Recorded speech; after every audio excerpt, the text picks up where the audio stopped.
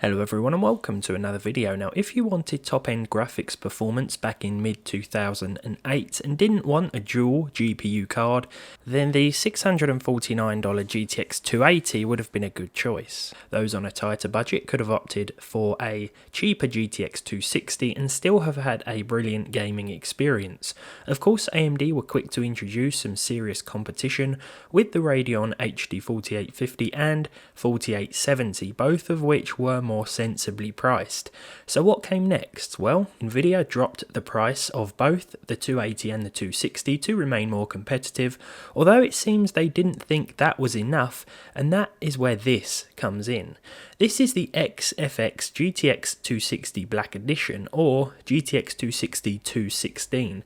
It launched a few months after the original GTX 260 and not only came with speed increases from the factory, but it was essentially an altogether different card from the original, in a similar way that the modern GTX 1060 6GB is different from the 1060 3GB. The 260 216 had more shader cores, 216 as opposed to the original's 192. It may not sound like a big deal now, but this re-release brought the card more in line with the higher end GTX 280 and meant that it outperformed the very appealing 1GB 4870. $279 not only got you a faster card, but as a Black Edition owner, you would have had priority technical support, a special case badge, personal Black Edition membership card, members only product offers, and invitations to member only events. Not bad. This XFX edition also came with a unique double lifetime warranty that covers the card for you, the original owner, and anyone you may sell the card to. I tried accessing an archived version of the Black Edition site with no luck, so I'll try and activate the warranty in another video, and I'm also expecting some juicy invitations to special events, so yeah, I'll wait for those in the post. After all, I'm now in the special club.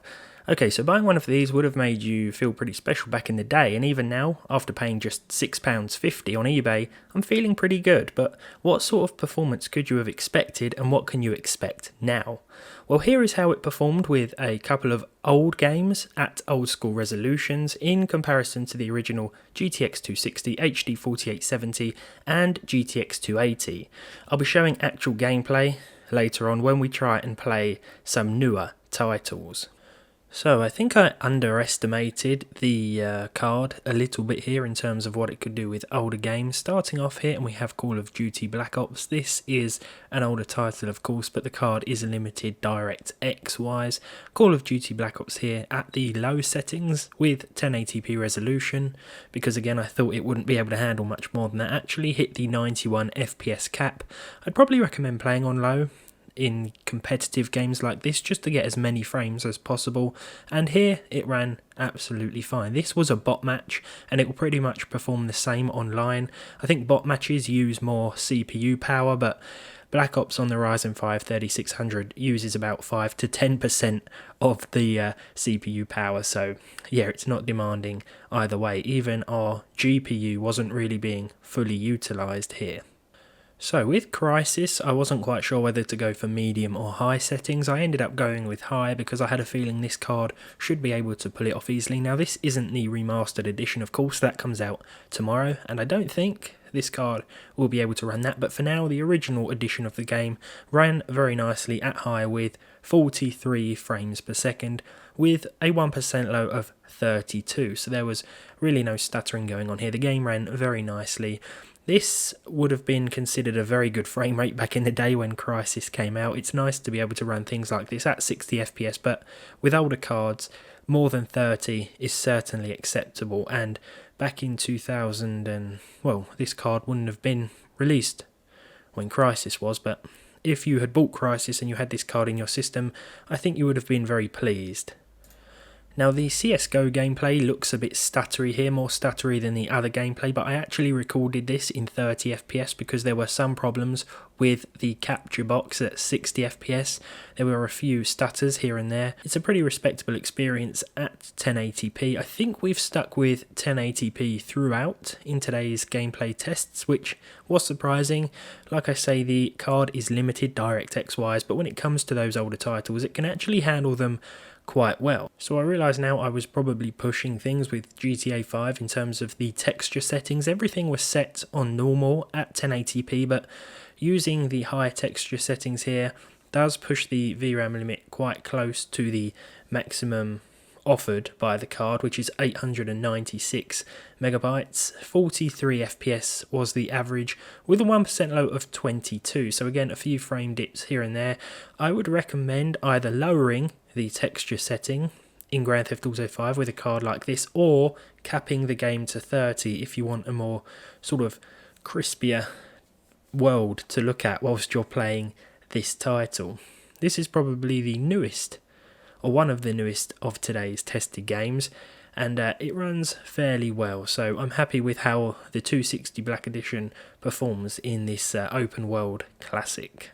I can say classic now, I mean the game's getting on a bit in years I guess, but yeah, it's still fun to play, and it runs fairly well on a lot of older cards. I was also a little bit cautious going into Mafia II. This is the classic edition of the game as opposed to the recent re-release. I was using medium settings, and we saw 80 frames per second during the opening level with a 1% low of 55.4 to be exact, so I couldn't exactly round that figure up to 56, but yeah, the gameplay experience was very nice, very solid. Mafia 2 came out originally, I think, in about 2010, so this card would have been a couple of years old at the time, so it's nice to see that Mafia 2 ran fine on this old beast. I've also thrown up the GPU temperatures for you today, and as you can see, the card doesn't really get too hot, and surprisingly it's quite quiet as well, even under these gaming loads. Sticking to that 1080p medium theme, Metro 2033 Redux ran with 59 frames per second on average during this opening sequence with a 1% low of 35. This also did better than I thought. I'm not sure how the original version of the game would compare. I imagine it would run quite a bit better than this, but we're pretty close to 60 FPS here. Either turning the resolution down or turning the settings down to low would probably knock you above that 60 FPS frame rate, but I was more than happy with this experience, and medium settings combine performance with graphical fidelity, so these are the settings I would recommend playing at with an old card like this one. Now, I don't know why I really threw Fallout New Vegas in here. This is capped as well, I believe, to 60 FPS, and it ran at 60 on average with a 1% low of 45. No problems with this game at the ultra settings with max anti-aliasing as well. Everything was pretty much turned way up as far as it could go at 1080p with this title.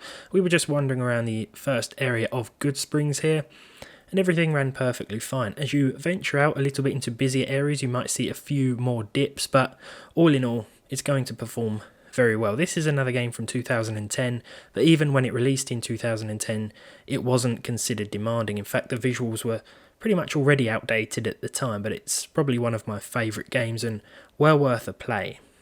So I've thrown Paladins into the benchmark roster today. This is a free-to-play title on Steam, a very fun one actually, and it's one that runs at over 140 frames per second on average, which is quite nice to see with a 1% low of 85. So there are certainly still some games available that have come out within the last few years that will run fine on this card, providing they don't require DirectX 11. 140 frames per second is a very nice result, and this was at 1080p high.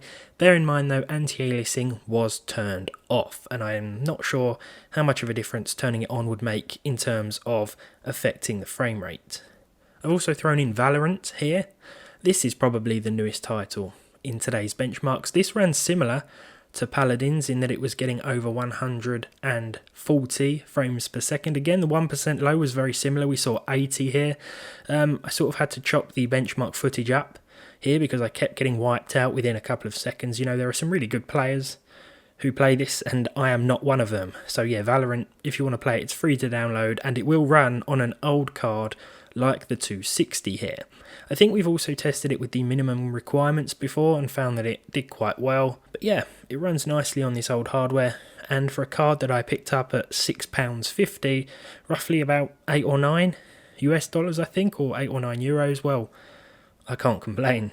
I think the actual backstory of this card to me is more fascinating though. You know, you bought it and then you was immediately part of this sort of exclusive club. It would have made you feel quite special back in the day, and considering that it was quite well priced in comparison to the original GTX 260, well, it would have been worth it to a lot of people. Let me know if you're part of that GTX 260 crew. You've still got the original accessories that would have come with this card. Mine have not been included, unfortunately, but I guess the original buyer is part of the club, and I never really truly will be, but what can you do? Hopefully I'll be able to activate my warranty or something now. I'll have to get in touch with XFX and see if they can do anything there. But as for this video, I hope you've enjoyed it. Leave a like if you did, leave a dislike if you didn't, subscribe to the channel if you haven't done so already, and hopefully I'll see you all in the next one.